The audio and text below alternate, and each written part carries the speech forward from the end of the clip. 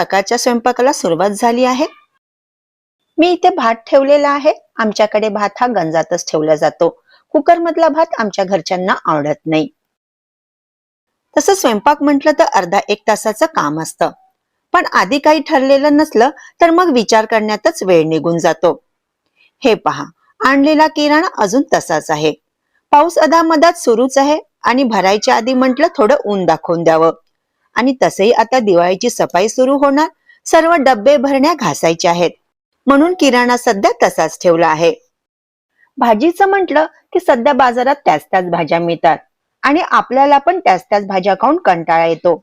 तर म्हटलं चला आज थोडी वेगळी भाजी बनवूया. माझ्या मिस्टरांचा तसा काही भाजीबद्दल प्रॉब्लेम नसतो. पण सध्या माझा लहान मुलगा त्याचं MBBS कंप्लीट करून घरी आलाय. तर त्याला थोडं वेगवेगळं बनवून द्यावं लागतं. तर आज म्हटलं चला थोडी वेगळी